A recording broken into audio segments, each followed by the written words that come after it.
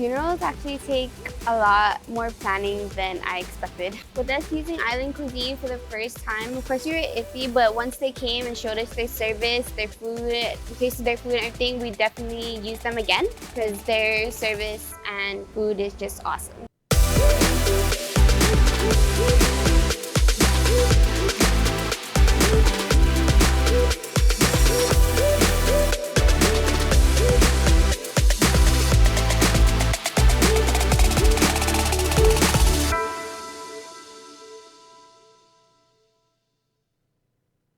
Hi, my name is Eddie Santos. I'm a retired Army Sergeant with more than 23 years, and I am a disabled vet.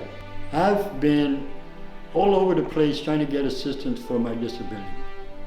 And as for right now, the only person that seemed to help me out was when I went to the congressman's office, tried to get some assistance for him to help me get my prosthetic leg fixed. So finally the congressman had me the opportunity to go to Palo Alto in San Jose, California, where they finally fixed my prosthetic. If you need help and you seem to not get it anywhere, you should go see our congressman with the people he has there to help us veterans get what we need and what we deserve for doing our time in service for the freedom of our island and for our country. This ad was paid for with official funds from the office of Congressman Michael F.Q. San Nicolas. After Guam, si Rod's Gimp introducing the 2020 Toyota Tacoma Access Cap T-Max. Este na mês, gasto mo yung promo ng United Airlines, $1,000 United vouchers. Offer na nangga, sabik man manono si Tacoma, Guam, Tacoma territory. Text si Rod's, ginagi Atkins Pro Toyota, 671-788-2584.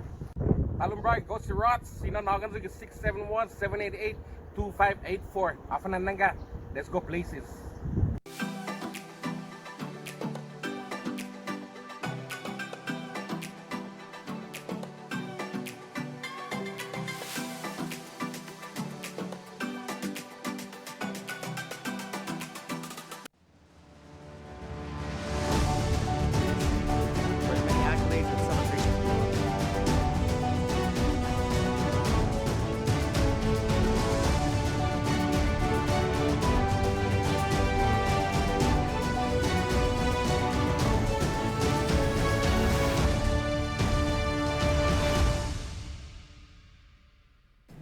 Buenas, Micronesia. I'm Johnny Rosario. And I'm Troy Torres. And welcome to our coronavirus edition, Friday edition, March 20, 2020.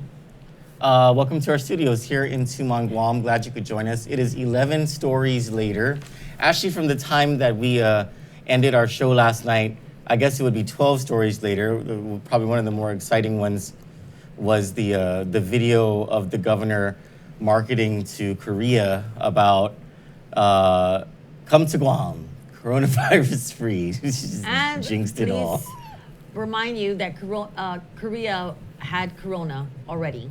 And they just, according to Crystal Paco in an interview with Sabrina Salas Matsunani and Chris Barnett early this morning, they had pulled down those videos. They even talked about, but you know what? I'm sorry, we're getting ahead of ourselves here.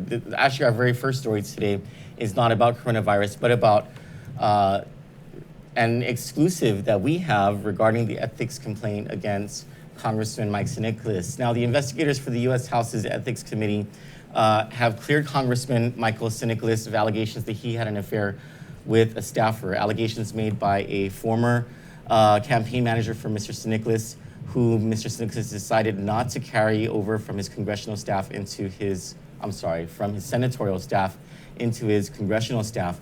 Kandit has received a copy of the report by the U.S. House of Representatives Office of Congressional Ethics from a confidential source. The inquiry began following allegations by Mr. Nicholas's former campaign manager, John Paul Manuel, that his former boss had an affair with a staffer. In the documents that we have is the transcripts of Mr. Manuel's interview with investigators. After a series of questions regarding the affair Mr. Manuel alleged happened, Mr. Manuel admitted that he did not know or have any proof that Congressman Nicholas had an affair with a staffer by the time that that person was a staffer. That's what you told the ethics people? Yeah, because when you go back and forth in these questions. No, but I thought he told all of Guam. Well, so to be clear, this person, he was telling all of Guam that there was this affair that happened. And see, he has all the this is proof. how you blur the lines in the facts, right? That person was not a staffer at the time that John Paul Manuel is saying that he believed an affair was happening. And so when the investigators asked, do you know that he was having an affair with this person when this person became a staffer of the congressional office? He said no, he doesn't have that proof. He doesn't know. He just believes it to be true. And so, and because of that, you know, those allegations fell dead in the water. Now, the focus of the report actually is on allegations by Mr. Manuel that Mr. San Nicolas improperly accepted campaign funds. And the accompanying exhibits documents show that it was Mr. Manuel, not Michael San Nicolas, and not the new campaign manager, who received a campaign donation of $10,000. The documents show that upon the congressman's new campaign staff's discovery of the donation, Mr. San Nicolas's new campaign manager reached out to the contributor to rectify the matter, which is now a point under contention. But the fact of the matter is, there's two things that you have to consider here. One, the source of the allegations, right? Which, in the initial allegations, you know, the investigators show that, you know, there's just nothing to substantiate it, right? And then the second thing is, it was the person making the allegations who had actually accepted the campaign funds. And so this is going to go for further inquiry. The investigators have forwarded the report to the House Ethics Committee for further inquiry. Mr. San Nicolas, in the meantime, in an interview with Kandit News, exclusively says he is open to this inquiry and confident he will be cleared of the allegations against him. Now, this is the quote from the congressman. He says, "We are very glad that the Office of Congressional Ethics did not entertain baseless allegations of sexual relations with congressional staff. They came to that conclusion on their own, as indicated in their non-citation of such activities, and that is a powerful indicator that other allegations by the same accuser can be disproved with evidence." The Office of Congressional Ethics recommended the Ethics Committee review allegations that Congressman San Nicolas may have received contributions in violation of federal laws and may have converted campaign funds for personal use. The congressman says, "Now that we have a clear understanding of how prior campaign official errors are being portrayed, we are ready to provide the Ethics Committee with available evidence to refute the remaining allegations, as we have remedied all prior issues with the Federal Election Commission. My family and I are grateful." This is the part that really like gets to me, because this is, you know, this is something that attacked not just him, but his family, his young children. Yes. And so he says, "My family and I are very grateful for the people of Guam standing with us and believing in us, and we are confident that the conclusion of this process will finally put everything to rest." So suck that, Peter Santos. Can I just say that I am so glad we did not have a hand. I know. Because we focus on government corruption, right? Yeah. So I just want to say that it was my decision, and I just have to say this Yes, it was. out loud so everybody can know this, because Troy left it up to me if I wanted to interview JP Manuel along with his best friend, what's his name? Carl Nash Gross? Or what's his real name? Oh, yeah, yes, that's correct. Right? Yes. Romeo, AKA Romeo. And Troy left it up to me that evening. And I sat there and I looked at Romeo and I said, "Give him the Patty Arroyo, because we're not taking it." Did she do that interview with I have no JP clue. Manuel? I have no clue. I didn't pay attention. I listen to Ray Gibson in the morning. I'm not sure. I'm not sure, but can I just say that it was my decision. I chose not to It do was that a because very good decision. I asked questions. I asked, "Where's the proof?" I wanted to see it. I did all of that before I made that decision. And I'm so glad we didn't have a hand in trying to take this man or his family down. But yes, we have a hand in putting out the information that they can suck it. It is important to note that Mr. Manuel is personally, politically, and closely associated to Governor's policy advisor, Carlo Branch. There was a question about who's that picture that we put on our Facebook page. That picture is Carlo Branch, the Governor's chief policy advisor. If you don't know who he is, Chief new chief policy advisor? Yes. Because he wasn't working there in the beginning. No, he was at the legislature at the time of these allegations. Yes. So Mr. Branch has for years opposed Mr. St. Nicholas and worked to oppose him in the legislature, the Democratic Party of Guam, during his campaign for Congress and now as the congressman. He has sought to undermine the congressman on a number of occasions and is involved in this recent effort to discredit Mr. St. Nicholas. Now, Mike St. Nicholas is kind of a class act. He doesn't even address any of that. He just says, in the meantime, we have serious matters to deal with on Guam and we will remain focused on getting our people the help and relief they need during these stressful times. So out of all of this coronavirus, blah, blah, blah, and all the politicians getting all this whatever, we have this bit of good news about Congressman Mike St. Nicholas, and that, you know, hopefully he and his staff are able to breathe a sigh of relief from this whatever that seems to be coming to a close, because there's really important work to be done for Guam. And he's been very busy, and hopefully, you know, this is good We can for start, their- yeah, we can get more work done. Yeah, exactly. That's what your comments are before moving on to, what is that thing? Coronavirus. Is anyone getting bored of coronavirus? I'm so bored of it. But No, I am not there's bored so with much it. I'm news. just freaking out. You're- I am freaking out. Destiny Farnham says, good job for practicing social distancing. Amy says that makes her sad, though. That what? Amy says, and Johnny Rosario can't hit him when she gets excited. Claire Castro says, buenas all, how is your social isolation distancing going? It's like a typhoon day sleep mode. It has not been sleep mode, man. There's just been one thing after another coming out of the government of Guam today. It is just crazy. And we'll get to all those news stories. But Eileen Celoso says, yes, absolutely agree. Thank you, Jesus, for caring for Congressman Michael St. Nicholas. We claim protection, healing, guidance, strength, and deliverance over our people's lives. In Jesus' name, amen. Amen. Joe Yara Faliaro says, what matters is the news that delivered, and you're right. James Howard says, let's call that POS. Alicia Kanata, referring to attorney Peter Santos, says there is a major hater that can't get over it. Yes, she cannot get over it. Leanne Mendiola, I like that. Leanne Michelle Mendiola says, half day, Kandit familia ko. Half a day, Claire Custer says, Biba, Congressman MSN. David Lasanko says, Mike St. Nicholas for governor. James Howard says, K67 boo. Jesse Mendiola says, Troy Torres, this afternoon's thread was fun. If you want to see me unhinged, go to Chamorro People on Facebook and the story that Kandit posted there about Mike St. Nicholas, and you will see me unhinged on Peter Santos. So, anything else about Congressman Mike St. Nicholas? You No, wanna say just that anything he's else? doing such a great job. Agreed, absolutely. Now, before we go into our stories on coronavirus, hold on.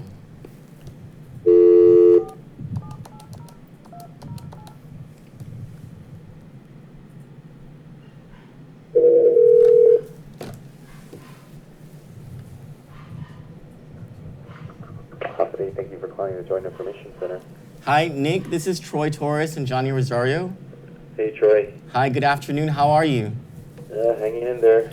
Hey, I know How are you. you guys? I know you guys are really busy. Hey, we have a question, and it's something that we have thought about over the past couple of weeks regarding the CDC the Guam guidelines on testing. And when you guys came out with the updated testing guidelines in response to the broadened CDC guidelines, we thought that we had found something wrong, a discrepancy that made it harder to be tested. And now that we're hearing from different people who have been refused for testing, we're seeing that this discrepancy does exist. So here's the question. If, let's say I have symptoms of coronavirus and I myself have not traveled, I'm not hospitalized, I have a fever of 100 degrees or greater, and I go to my doctor and I say, you know, doc, I have symptoms and I would like to be tested for coronavirus. The next question, according to your guidelines, is have you been in contact with a confirmed COVID-19 patient? My question is, how am I supposed to know whether I've been in contact with a confirmed COVID-19 patient? I see. Isn't that Are a you very referring to big the- gap can in the you hear me? system? Yeah, I can hear you. Are you referring to the physician's alert that described the difference between a PUI and a surveillance case? Yes. Okay. So you have symptoms, but you haven't traveled. You're running a fever, Hmm. and you're trying to figure out how would you know if you've been in contact with a confirmed infected COVID-19 carrier? Yeah, because when I answer the doctor, because the doctor is going to ask, right? When I answer the doctor, I would have to know that someone who I've been in contact with over the past 14 days is a COVID-19 confirmed patient. How am I supposed to know that? Okay. Isn't that a very big gap in the system? And could this explain why so many people are not being tested? I personally, I'm not familiar with the test procedures. I've never gone through the process. So, mind if I have a chat with public health to get their input on that? When are you able to get back to us on it? Or can I you think put us on the line with the public health rack, because they should be in the EOC right now. Let me check if it's available. Thank you. One moment. Yep.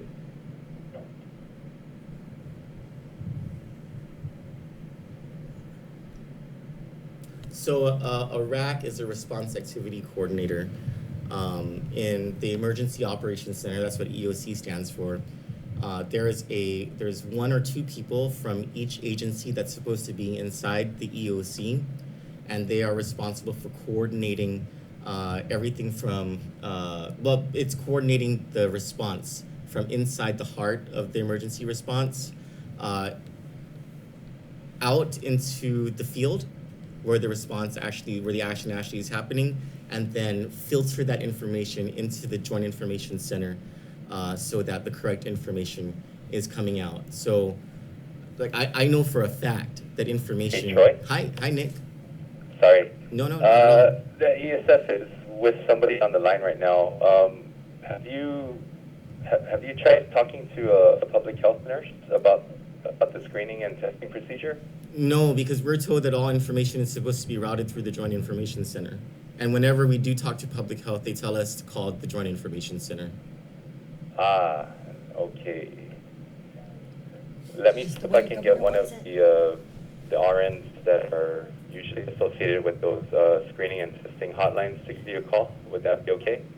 Sure. Do we know when they're going to call back? You know what? If you don't know when they're going to call back, I can just wait for the ESF from Public Health to get off the other line. Okay. All right. I'll let them know. Okay. So I'm going to hold, right? Sure. Okay. Thank you, Nick. Okay. So here's the issue that since last night we've been talking about this, and when we looked at, because we've been talking to people who have been exposed to people who were on that golf tournament to Bacolod in Manila on a flight that arrived back on Guam on March 2nd. One of the people in that golf tournament who arrived back to Guam on March 2nd is the 5th confirmed COVID-19 patient. We ran that list of the people last night. Is my volume still good, Chilla? Yes. And so, if you think about it, the people who were exposed to, like, the spouses, the players themselves, the co-workers and all that stuff, even if they're showing symptoms, they can't get tested, because if they don't know whether one of those people on the flight has been tested and is positive, even if they've come in contact with them, if they don't know that they're confirmed COVID-19, then they can't tell their doctor that they've come in contact with a confirmed COVID-19 patient. Right. This is a gigantic gap in this That system. is why the CDC made those guidelines. Guam was not supposed to change it. And the doctors are supposed to be the ones deciding Right. whether their patients are to be tested. In Guam, it's not happening. As a matter of fact, what doctors are telling us is that they're not even receiving back after the tests are conducted for their own patients whether their results. patients are positive. So this is this is such a, there's something very wrong with our system. I hate to sound cliche about it, but yeah, and I'm pretty sure within the next hour or two there's going to be new information coming out of the Joint Information Center about the number of tests that were conducted today and whether it's going to be, you know, hopefully it's zero or whether it's going to grow. But we're let's see what your comments are while we're still waiting for Joint Information Center to come back to us with information from the Public Health RAC.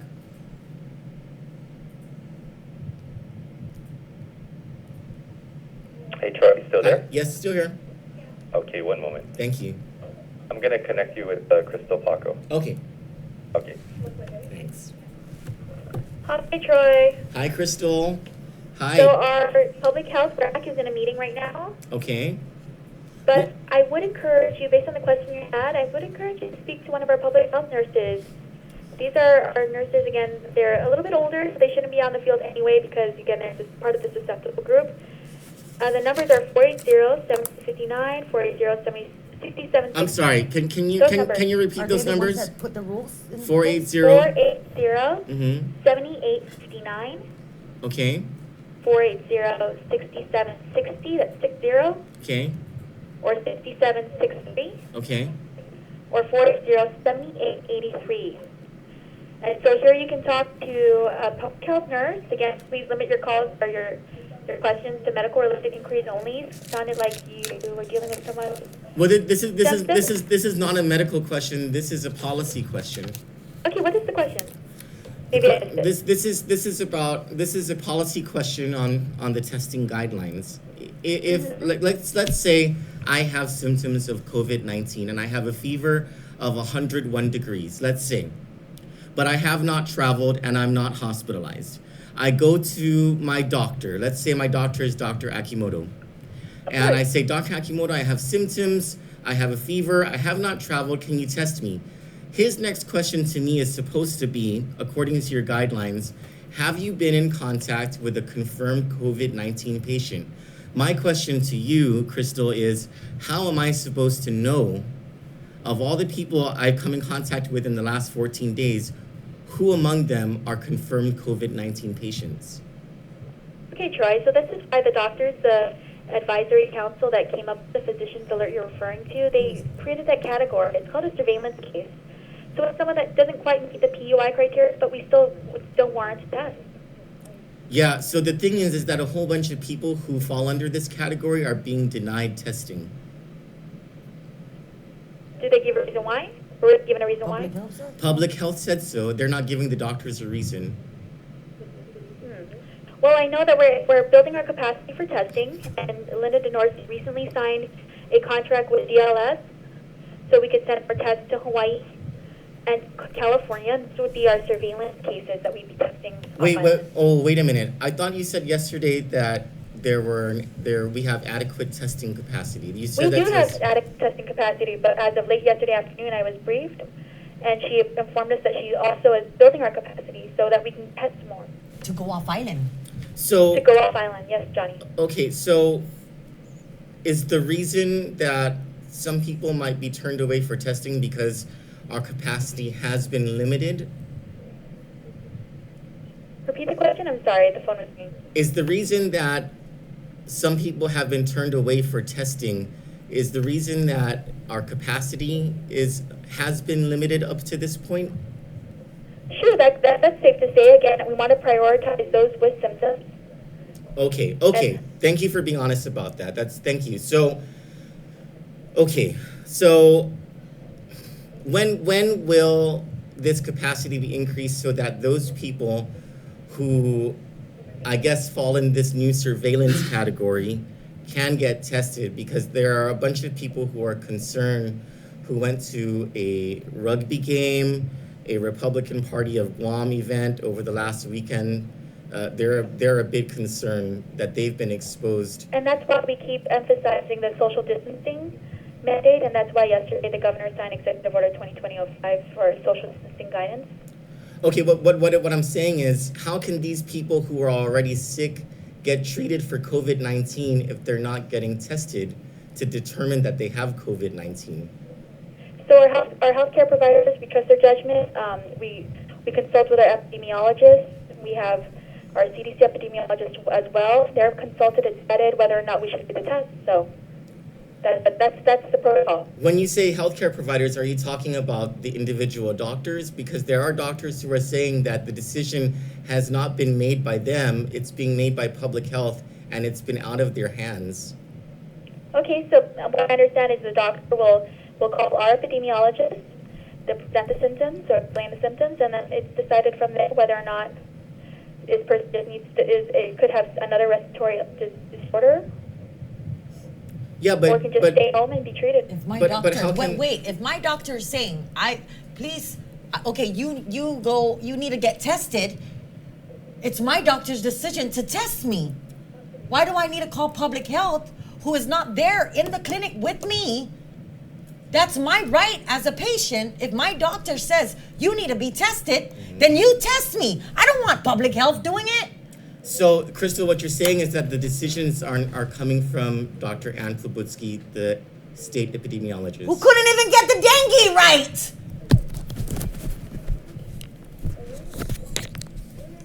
Crystal?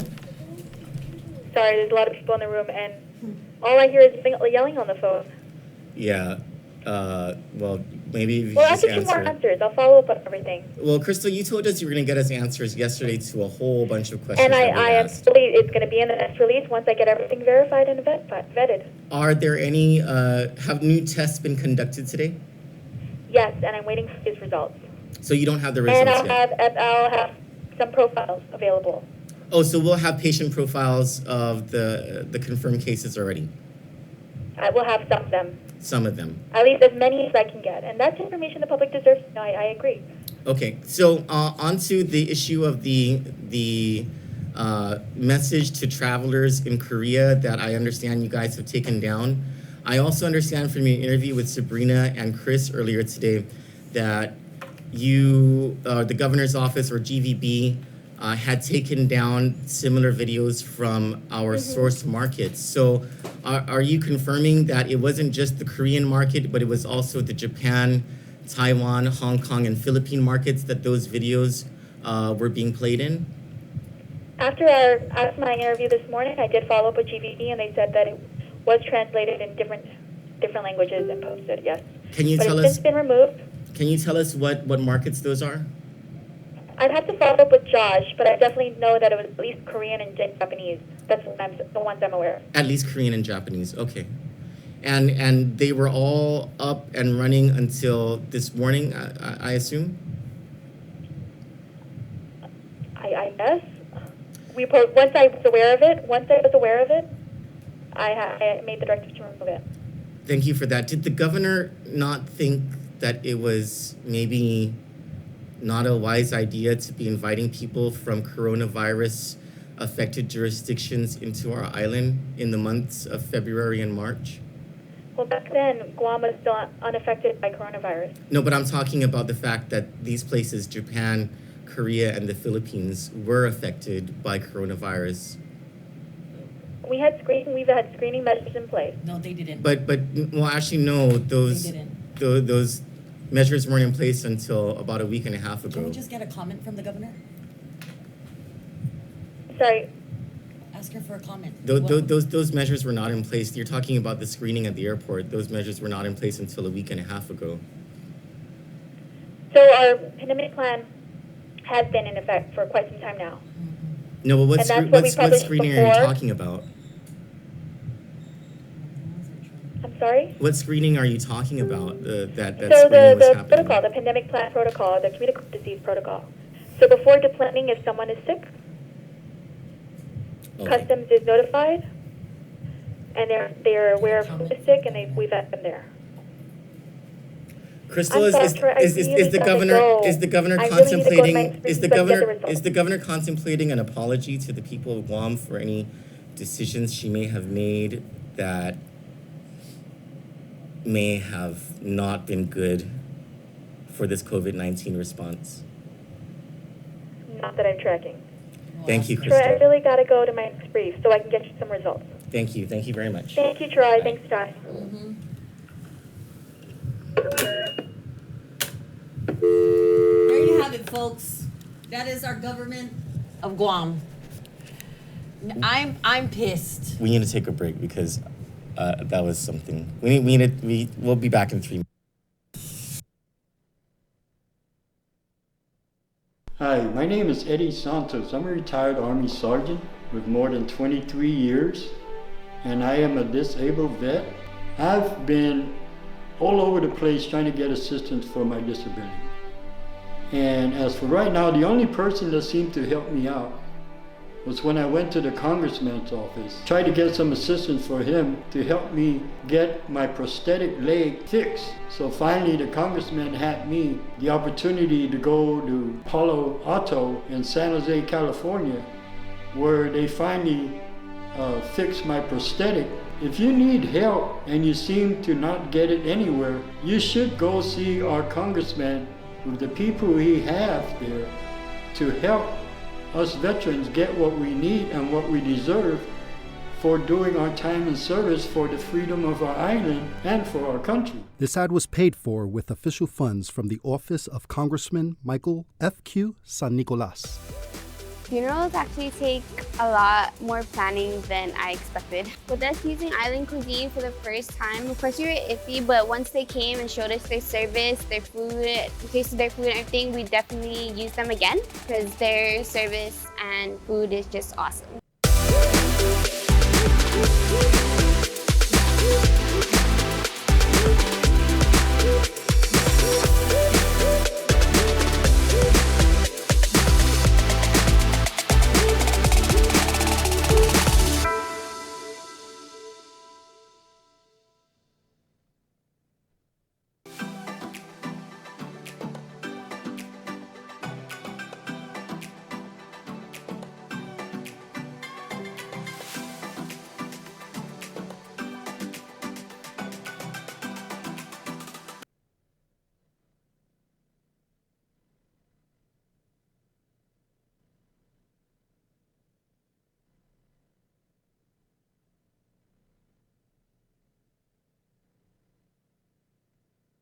After Guam, si Rod's Gimpap introducing the 2020 Toyota Tacoma Access Cap T-Max. Este na mês, gasto mo yung promo ng United Airlines, $1,000 United vouchers. After nananga, sabik sa something mamanono si Tacoma, Guam, Tacoma territory. Sexy Rods, ginagi Atkins Pro Toyota, 671-788-2584. Alumbray, go si Rods, sinanagan sa 671-788-2584. After nananga, let's go places.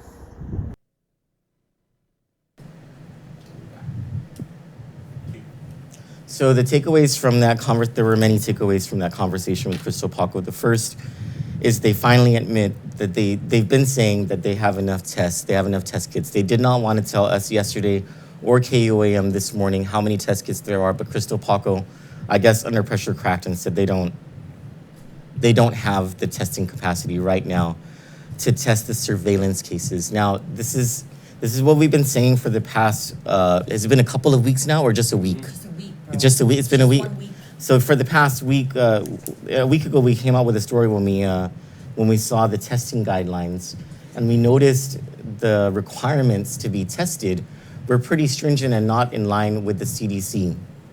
And so,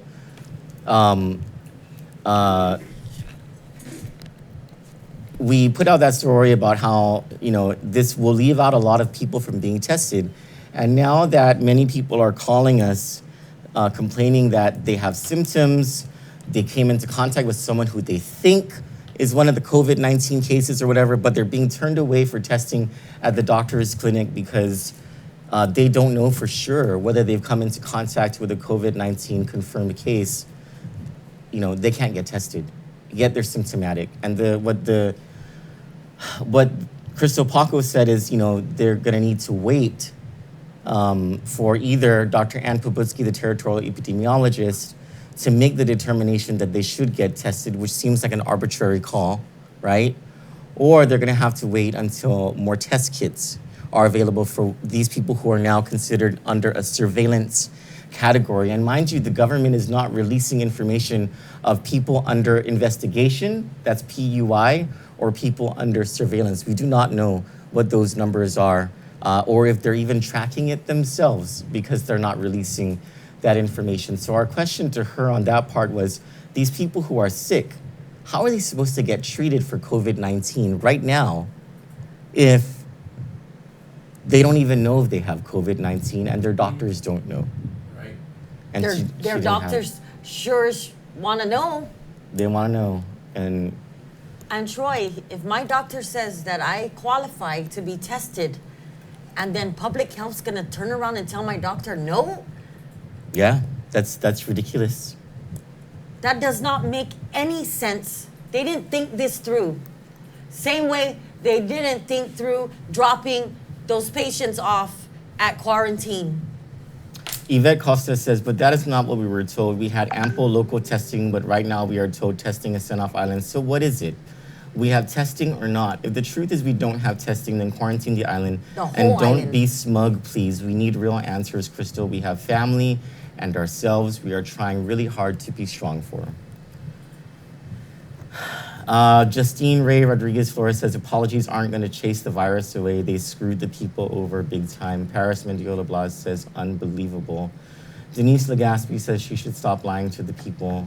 Florence Napati, very sad. So I think the disservice in the delivery of information, yeah, there has been some lying, but there's also been a lot of lying by omission, a lot of not providing information that is critical so that people understand how serious things are and what they should and should not be doing. And they've been playing this whole, let's not panic everybody, let's not panic everybody. There are people dying all over the world from this thing. And our numbers, as of yesterday, 12 out of 81, that is 1 in 6 people who are being tested are confirmed for coronavirus. And according to sources within Guam Memorial Hospital, at least 2 of them are in the ICU and fighting for their lives. And so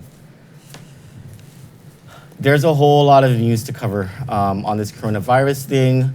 One is Senator Therese Terlahi announced in a news release to the media today that public health confirmed to her that more testing kits are arriving on island next week. So there's some bit of good news. The Attorney General has finally said something about this whole price gouging thing. And we've seen all of your comments about how much toilet tissue, bottled water, paper towel, and all that stuff is at Payless. And if you have a price gouging concern, know that the Attorney General's office actually is taking it seriously. They have 30 cases that they're tracking so far and investigating through their Consumer Protection Division. They're up and at it. In order to carry out thorough price gouging investigations, the AG asked residents to include as much information as possible when reporting suspected violations. Reporting information should include the name of the store or business suspected of price gouging, be as accurate as possible with the business or store name. So for instance, you want to say Payless, say which one? Payless Manila, Payless Micronesia Mall, Payless Oka, Payless Mighty. I'm loving this hashtag Payless is price gouging thing. If residents are not certain about the name of the business, please provide a street name or landmark, which will allow OAG investigators to properly identify the establishment. Identify the product. Please be as descriptive as possible. Details such as brand, size, i.e. the fluid ounces, pounds, number of loads. That sounds all wrong. And product type. Bleach, wipes, detergent is important. Take a photo. Consumers are asked to take a photo of the item in question and its advertised price. Consumers are urged to continue to watch for price inflation on goods that may be in short supply, such as toilet paper, rice, and hygienic products, and to report violations via email at, take this down, consumerprotection@gov.ph. at oagguam.org. It's in that meme, Cello, that the Attorney General's office provided. It's at the bottom of that meme. Consumer protection at oagguam.org. Price gouging laws went into effect. They want to remind everyone, and they will be in effect for 30 days from the date of the executive order, unless the governor, of course, extends it, or unless it's revoked before that. Now, the Guam Police Department has been busy following the law of the land and an order by the governor to enforce the curfew laws of the island. They've actually, sorry, I pulled up the wrong one.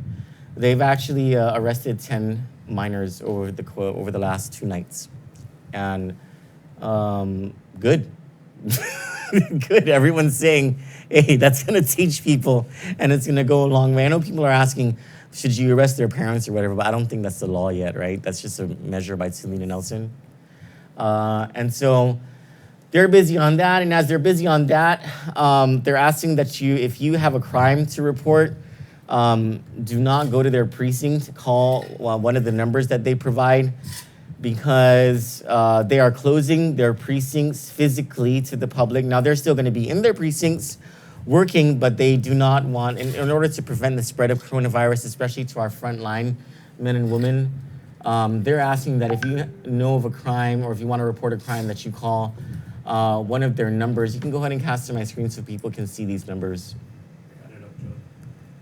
Oh, okay, there it is.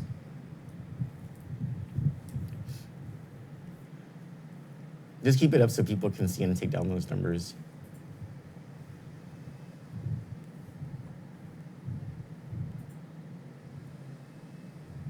You can do the DOE one.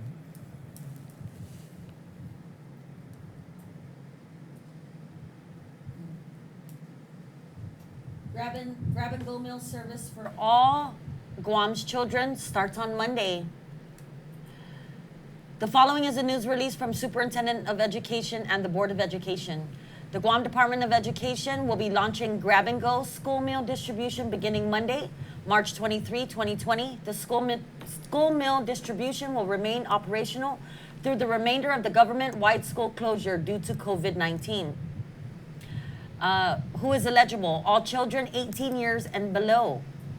What does it mean? The school meal programs will offer grab-and-go lunches at no cost, utilizing a drive-through operation on a first-come, first-served basis. The grab-and-go school meal program is limited to 1 meal per child and will offer lunch only at this time. Well, I want to add something to that. We did ask John Fernandez, because there was a lot of questions from people about what if they don't have cars, because it says it's a drive-through, right? So we asked John, if we don't have a car to pick up the food, can we walk up? He says yes. We will not turn anyone away. There may be a separate entrance for walkers. We didn't advertise that way, but we expect that if they come there, we can give them meals. But we are trying, however, to avoid a long line of people congregating. So that's just the important things, yeah. It starts Monday, March 23 at 11 a.m. to 1 p.m. and will continue distribution on weekdays from Monday through Friday, except on holidays and during spring break, where the grab-and-go school meal program will be available at the following 11 sites.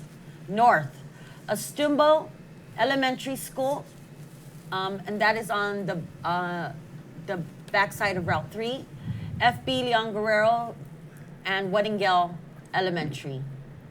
The Central, Agana Heights Elementary School, BP Carbolito Elementary School, George Washington High School, JFK Jose Rios Middle School. And the South is Inarajan Elementary School, MU Lujan, and Southern High.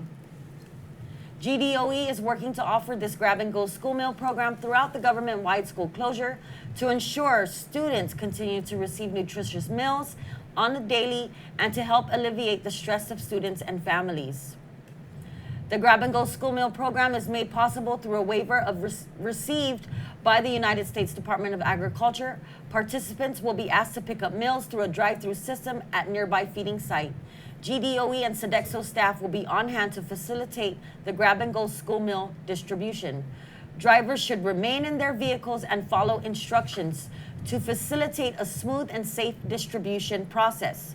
The GDOE asked families to be patient during these first few days of the grab-and-go school meal implementation. During the first several days, GDOE will be working to produce the necessary number of meals and to minimize food waste. You know that whole driver should remain in their vehicles so they can facilitate as smooth as possible. You just know that if people are waiting long in those cars, something. No, You know what I mean? No, I think parents are, if they're gonna go there, drive there. You know, when you pick up the kids after school, it's the same thing. Okay. You line up. If you get the school's out by 2:30, you line up by 2:15. And most of the time, the people that get there at 2 are always there at 2. So Okay. the parents that's usually at the last leg, So, you know, so parents got this. yeah, I'm They're- not they're- too worried they're about troopers it. on it. Yeah, yeah. Okay, okay. Yeah. And we're just getting lunch, so the parents are going to drive up, and I'm pretty sure the school officials are going to know who you are because the kids, especially elementary school, they know what kind of car you're driving. Even if you own 3 cars, they know that's Johnny Girl's mom and dad. Okay. You know what I mean? So the reason I bring it up was actually to seg into a matter that's happening inside the 2 quarantine hotels. Yes. The Days Inn and The Wyndham. The Wyndham. And in a moment, we're going to call someone who's actually inside one of those hotels and get a Yes. report about what's happening. And I think you guys, Would love to hear this. it's a little disturbing. It's disturbing. It just goes to show that the government is not thinking things through. Yeah. And they're forgetting about those people.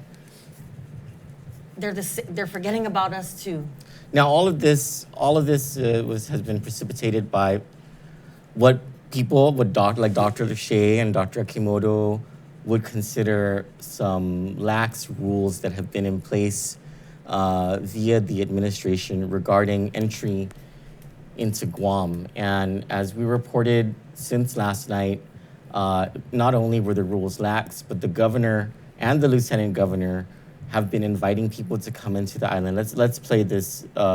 It's a video mashup of the governor's address yesterday talking about how she won't even consider asking FAA to stop flights into Guam, and then a video that of one of the commercials made to one of our markets that has been playing since February and only ceased today in our markets. Let's see it now.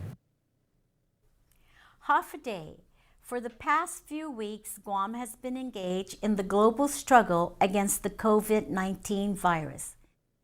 On my direction, this government took extraordinary steps to keep Guam safe. I know many of you have asked me to ban all flights coming into Guam. I will do anything in my authority to keep our people safe. However, shutting down our airport is not within that authority.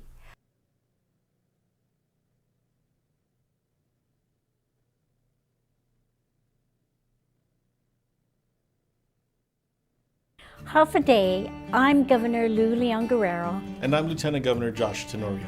We want to personally invite you to visit our beautiful island. Warm weather and warm smiles are waiting for you here.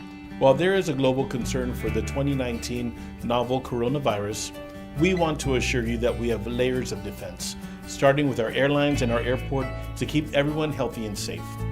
As of today, we have no confirmed cases of coronavirus on the island. We are excited for you to explore and experience our island paradise. We look forward to seeing you soon.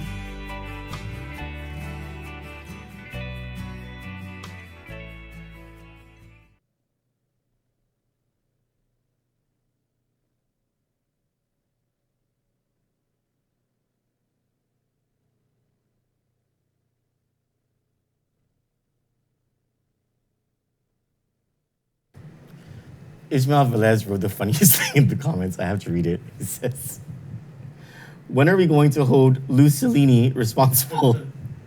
Lou Polian's disregard for the safety of the people of Guam calls for some sort of punishment. We need to press charges on Kim Jong-lu the moment we suffer a casualty.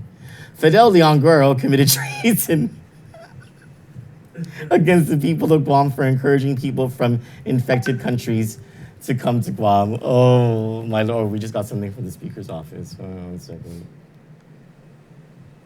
We just got, oh my goodness, that's a lot. Okay, never mind. We'll go over that later. Oh, I forgot to mention the school lunches. Parents, you do not have to bring your children. Oh, okay. Cool. They'll just stroll up and get the. Yeah. It sounds like an honor system. It is an honor system. They just want to make sure that the kids, Yeah. get food. And it's all kids. Yeah. Yeah, it's not just public school kids. So the Department of Education, the Board of Education wants to make sure no one's going hungry. Mm-hmm. And you know what? And this, of course, this is a federal program. Right. But it's being coordinated by the Department of Education. There's also people asking about the kids that ride bus, how are they going to get the food? I know that the Board of Education is trying to figure that out. I live on Back Road. My school's at UPI, but UPI doesn't have a site, so I have to go to one of those other schools. Okay. So, I'm going to have to figure that out too if I'm going to get the lunch. And maybe there'll be more information from John Fernandez. Yes, I'm pretty throughout sure the they're weekend. working on that. Yeah. They're going to try to figure it out. And mind you guys, they put this together real quick. Yes. And they've been transparent about this whole. They told us days ago that they were working on this and And they were just waiting for a waiver. a waiver. Yeah. So we're gonna call a gentleman who wants to talk from the inside of these quarantine facilities to the outside because he can't because he's inside.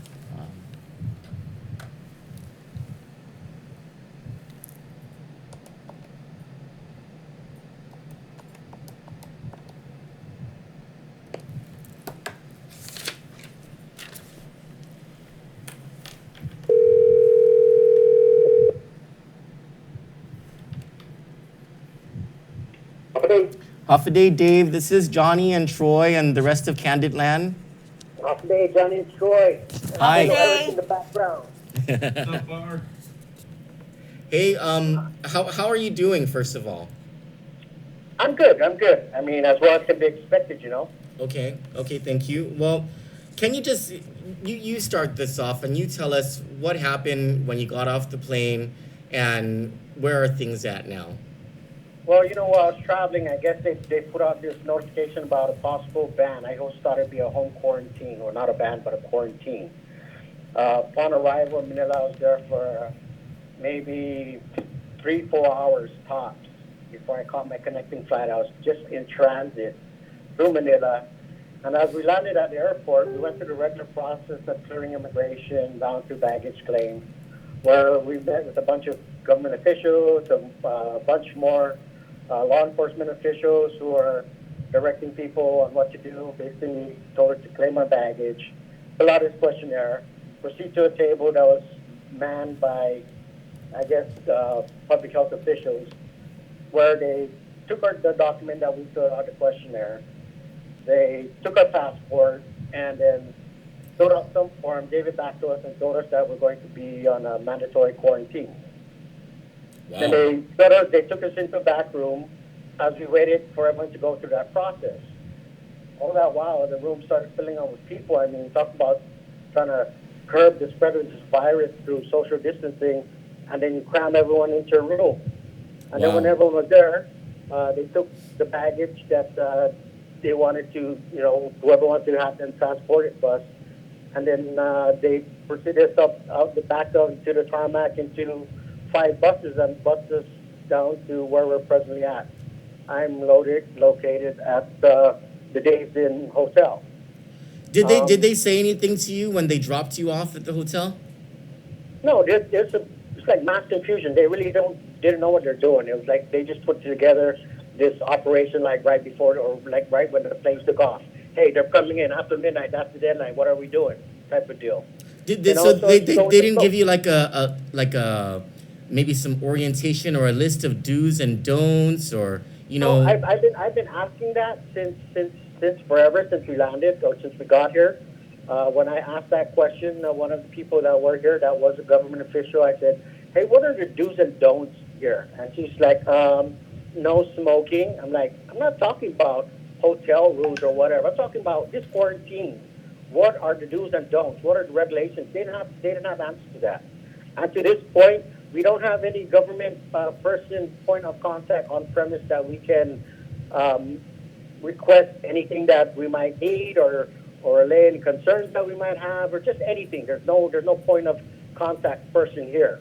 I mean, yesterday after they checked us in and dropped us off, checked us in, they split. They left us. Wow. There's no one here. So who can answer your questions? I'm sorry? Who can answer your questions if you guys have any questions? I don't know. I'm still trying to figure that out. Wow. I had a friend who's in the third floor. I mean, I've just been contacting with people that I know here that I befriended, and so he went down for his medical test, and they gave him a form after I came up. Well, they didn't give me that form. The public health officials gave me a form on basically home isolation guidelines. He got a form on the guidelines, rules and regulations to this quarantine, which he took a picture of and he sent it to me. So I called the front desk and I asked if there's any government official there, and still there's none. So I asked her about this form about 2:30. It is now 5:45. I still have not received this form that they said they would send up to my room. So I still don't know what the do's and don'ts are here. I went down earlier because my friend Al Balbin and my buddy Jackie, they came and brought a care package to me. Thank you, Barry. I love you guys. But anyways, I went down and the girl at the front desk says, "Excuse me, you can't be out of your room." Well, who are you? You're just a hotel employee here. I mean, why don't I have a government official or someone trying to tell me what I can and can't do here? What are the do's and don'ts? So she received my package, gave it to me, and told me, "Sir, next time we'll receive your package and we'll bring it up to your room." Dave, I'm sorry. Did you say that hotel staff are the ones it's who are only manning? hotel staff that we've been dealing with since yesterday. Nobody, not public health After there, they dropped us here, nobody. public health came here all day. My friends in media kept asking me, calling me, "Hey, have they given you guys temperature readings? Because they're supposed to do that twice a day." Well, I went down 12 o'clock, no one there. The hotel staff said, 12 o'clock, they're supposed to come and relieve us. There's supposed to be no more hotel staff. I went down 1:30 for something. I said, "Hey, anyone show up?" "Oh, not yet." They said 5 o'clock, they'll show up. Our boss said 5 o'clock, they'll be here. Well, I took a nap. I got up about 6:30. I looked downstairs, so I saw them there, and then they started doing the health screening. So these hotel staff, when they get off work, are they going back into the community, or are they being quarantined? Home after interacting with us who are in quarantine for a possible infection of this virus. Wow. Now you're sending these private citizens that to me have no business being here because this is a government quarantine zone. Wow. It should be ran by government employees that are properly trained to deal with this situation and the people that are in quarantine. And if this is a quarantine, why do they continue to have us go outside to a common area to get a temperature reading and to ask us a couple questions? We should be here in this room on lockdown. Is that not what this quarantine is? We keep bringing people. They're making them go to the lobby or whatever room to get tested. So each and every person comes out of their room and goes into the lobby to get tested. So they're coming into contact with people who are going to be released. Yes. Wow. Yes, we are continuing being exposed to each other. My when goodness. they first called me last night, I went downstairs and I saw a line of people. I said, "Excuse me, can you please call me later when there's no one here? I don't want to be around anymore." So there's a line of people. They had a few people that were standing back to back and getting their temperature readings and stuff. Oh my So I God. came upstairs and I waited for them to call me, which was sometime about 9:30. And then they said they would call us again in the morning for the first reading and then in the evening. Well, I didn't get my first reading today till about 12:30 in the afternoon. Now, if you're going to do a blood temperature reading at 12:30 in the afternoon, my friend on the third floor had his reading about almost 2:45, and then you're going to do one in the evening. I don't think that's enough of a span of time to give anything to manifest, to get a proper indication whether someone is possibly positive or negative if they're running a temperature. He says a bogus reading of 99, and he goes, "Wait a minute, won't you ask me what I'm doing?" Because I was outside in the sun and airing out my luggage, because that's another thing we have an issue with, is that they didn't give us proper sanitizing material to sanitize, or, when I came in, I had to go downstairs and ask if they had any Clorox wipes or something so I can sanitize my suitcase.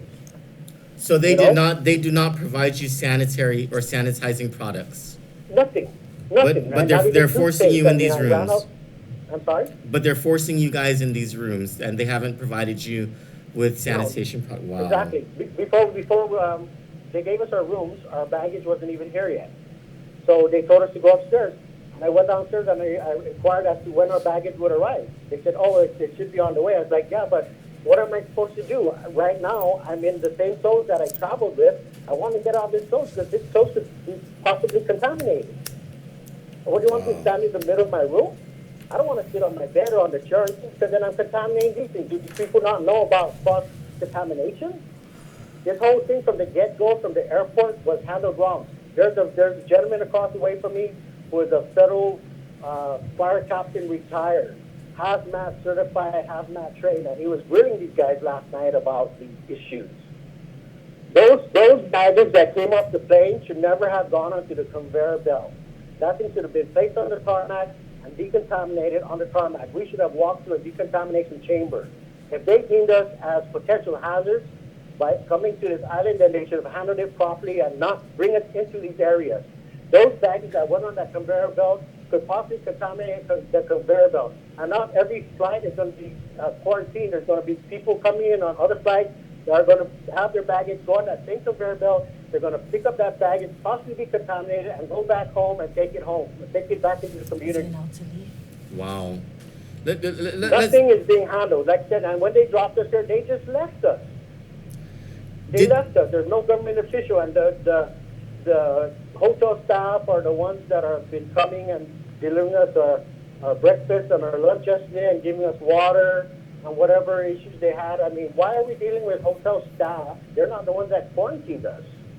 Dave, what about, I'm going to imagine that there are at least some people who have prescription needs, are at the very least, do you know if they're allowing some sort of communication to happen so that people who have prescription needs are able to refill their prescriptions?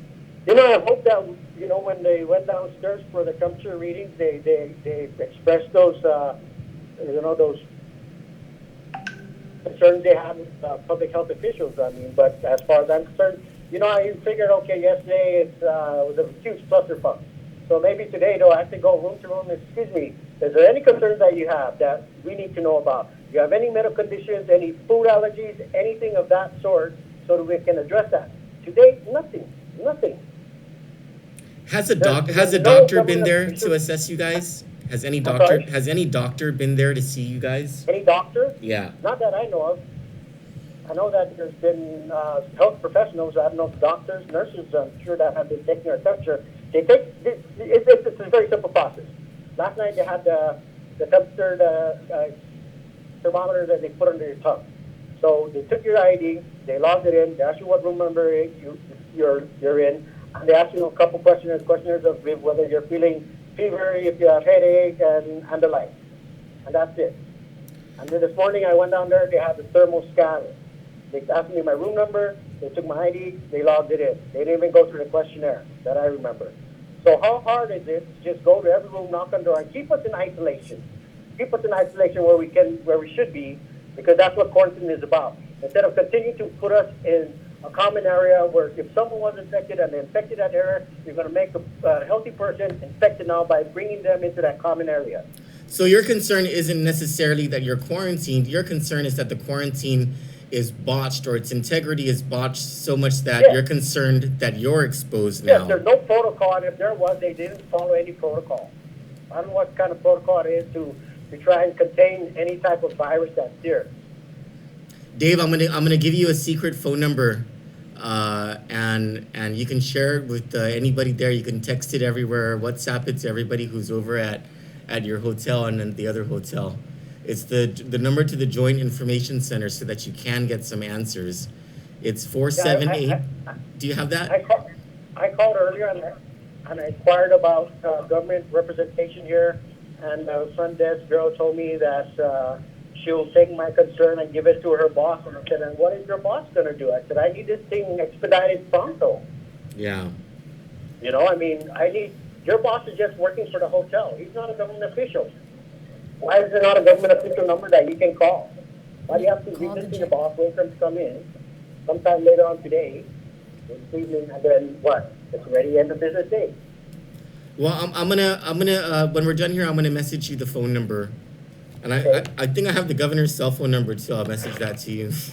Yeah, this is just like a drop and go. It just drops us and split. I mean, there's no representation that we can see or speak to about any concerns we have. My concern really is I'm easy about this, but I'm talking for a lot of people that won't speak up. I mean, my concern too is there's a lot of elderly people that were on the flight that were, I'm sure, put in quarantine. That the fire captain across the way was saying, hey, they might be on insulin too, and they might need medical help or have medical concerns that they need to address. There was a ambulance that pulled in last night that kind of made my heart beat because it's like, wow, did someone test positive? And when I inquired about it, they said that no, it was just someone that needed to be taken to dialysis. Okay, well, fine, but I didn't hear that same ambulance come back and drop that person off. Oh man! So I want to know. So that means that person, if they are contaminated, is over at the dialysis center. So I have no idea because that was late at night, and I don't know what dialysis treatment centers open that late.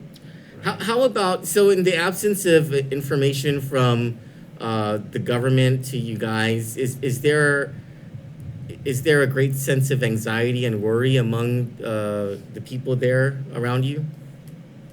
Well, I haven't really had a lot of contact with, but there are some concerns because there's no information coming to us.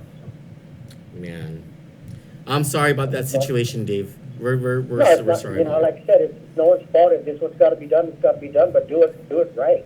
If this is the way you're going to handle every flight after our flight, and it's already botched, then it's wrong. Yeah.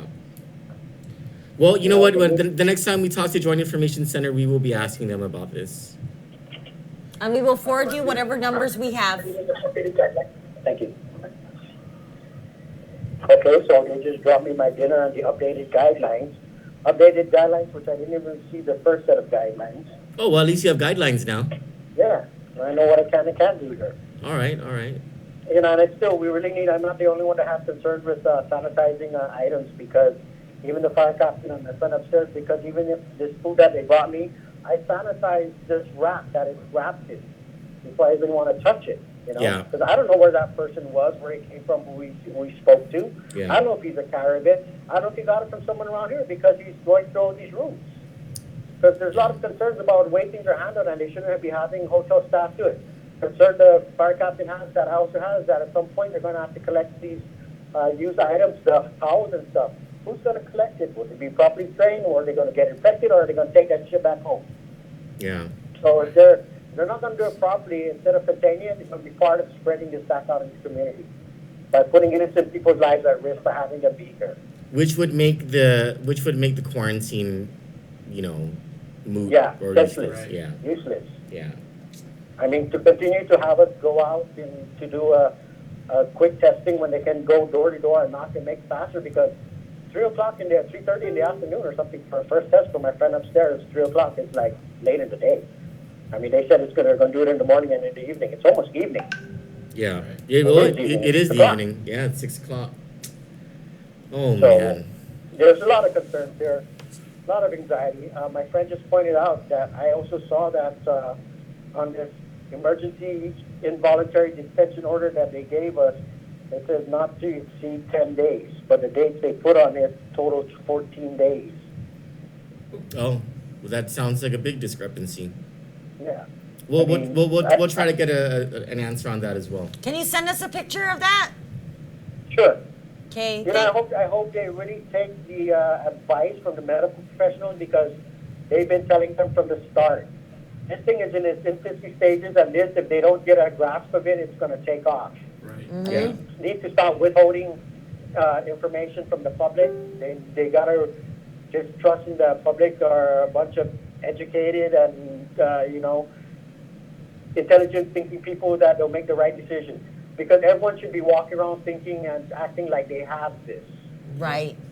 Because, Exactly. you know, the study in China was 80% of the people infected were infected by people that they didn't know they had it.